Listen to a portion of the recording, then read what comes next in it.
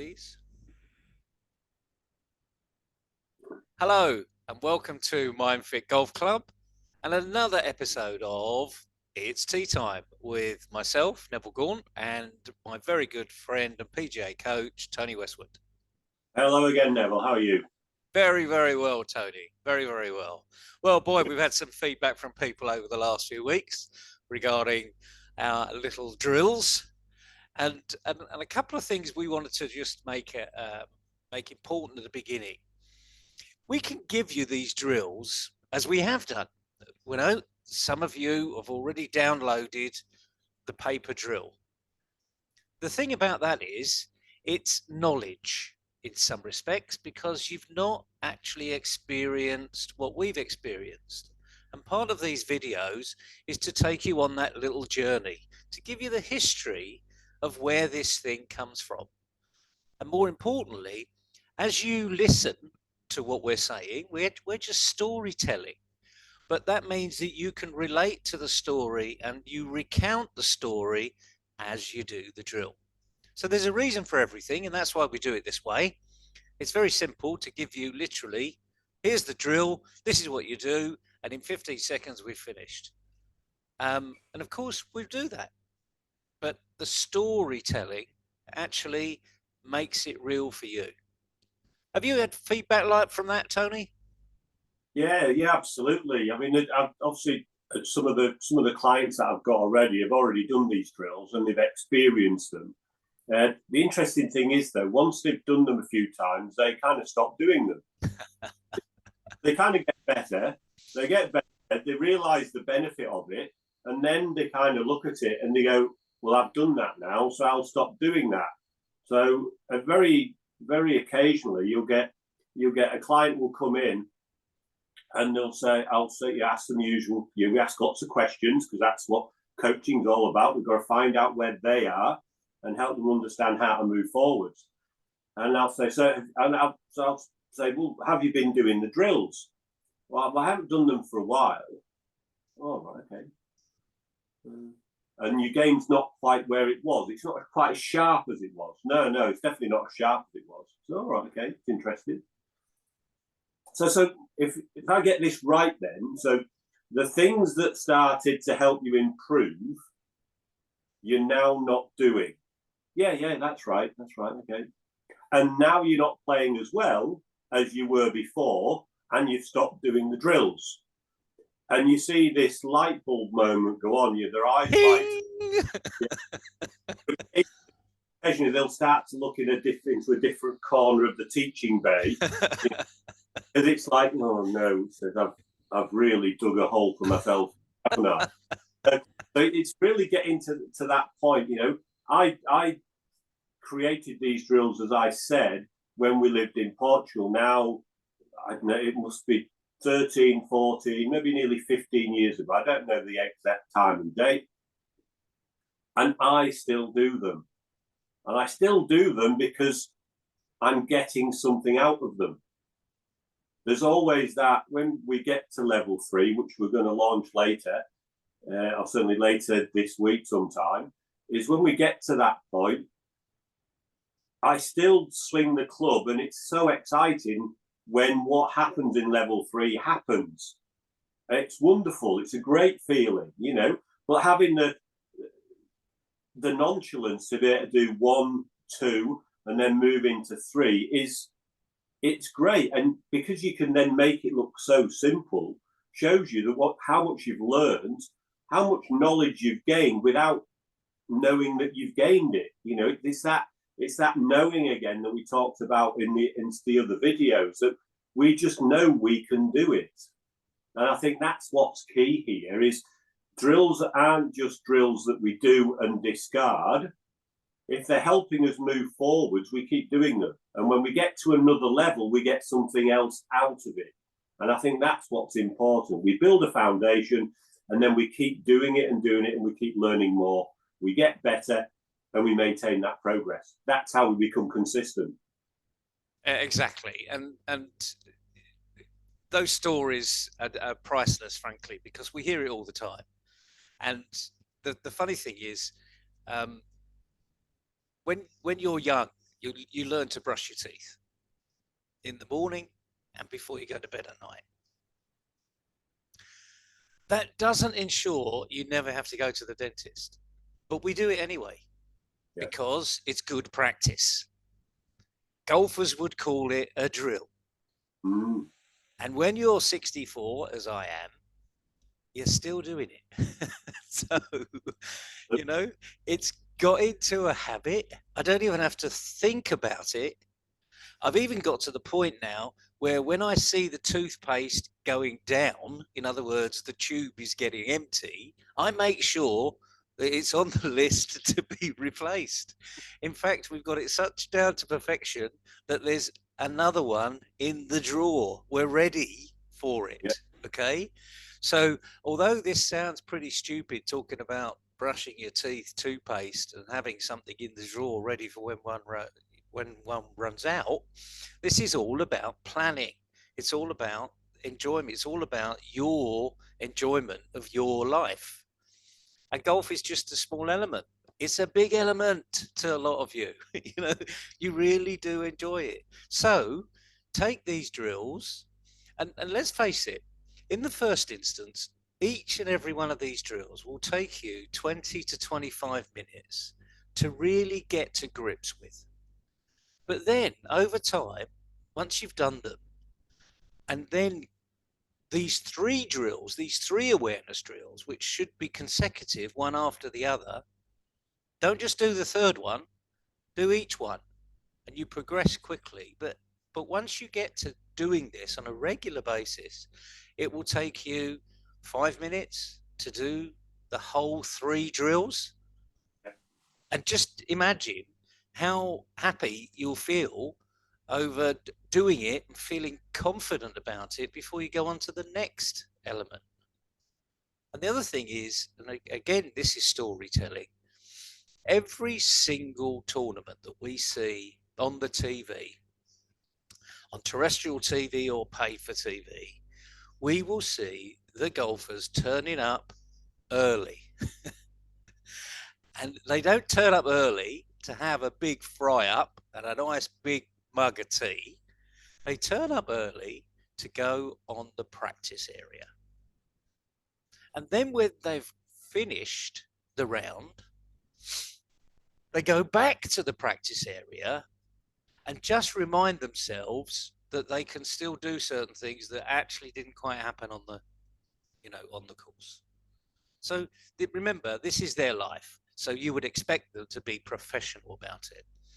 But let's face it, you're going for a round of golf, which is going to last you somewhere between 3.5 and 5 hours, depending on where you are and the conditions.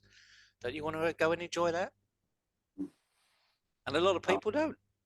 So again, what we're trying to do here is help you have a bit more fun. So the next thing is some feedback on 1 and 2.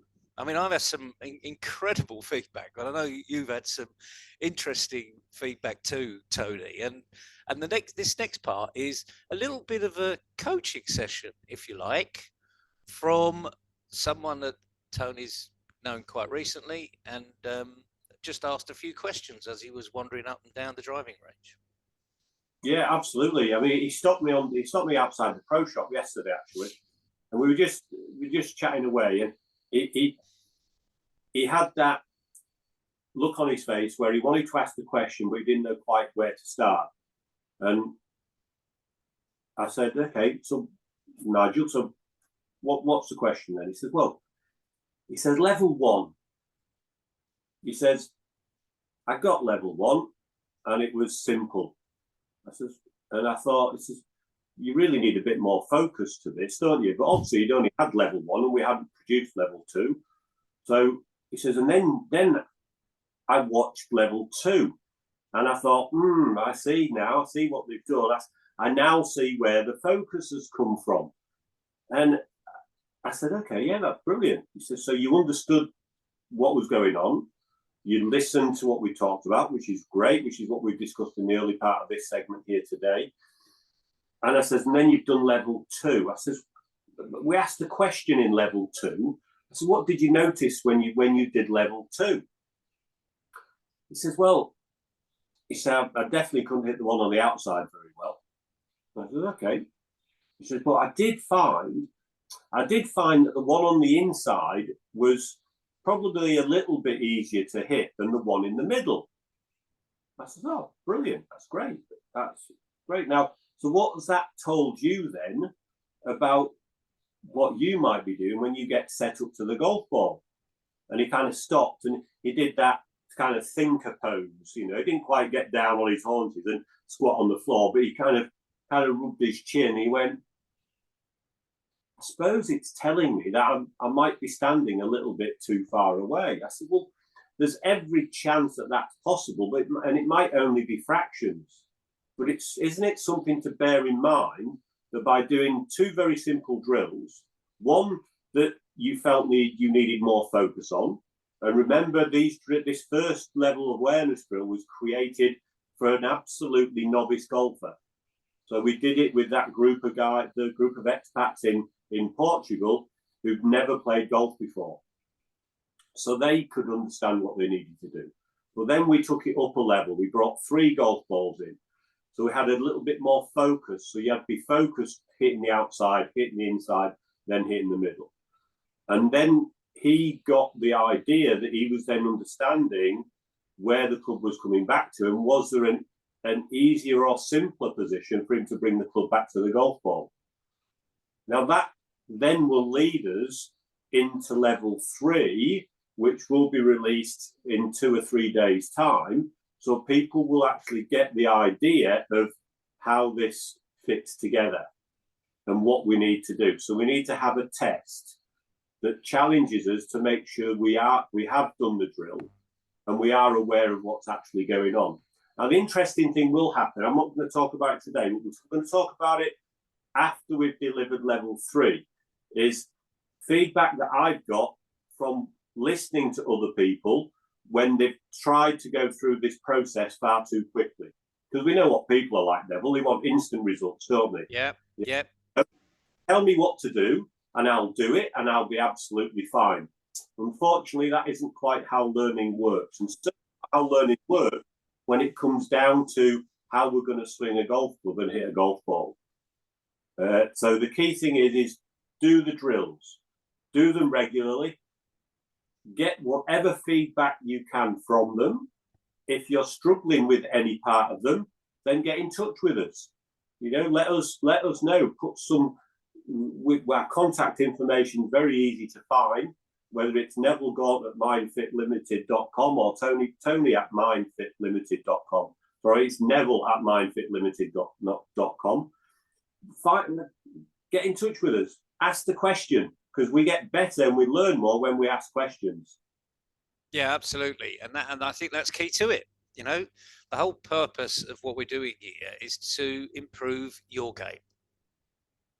I do the drills. I know Tony does the drills. And as he said, you know, the very first drill was for novices. So I don't use that very first drill anymore. You know, I limber up, you know, I just swing in the middle air, but I don't use that first drill because I don't need to. But the second and the third drill, yeah, I do those on a regular basis. The other thing is it helps me focus, helps me get in the zone. And ultimately, as a very famous golfer, John Hogan, said, you know, I need to find out where the floor is. Because if you know where the floor is, you're actually going to be able to strike the ball pretty well. I think just on that note, I think John Hogan was Ben Hogan's brother now. Oh, well, I beg your pardon. Yeah, you know, John Hogan, I used to work for a guy called John Hogan, so probably he never used to say those sort of things.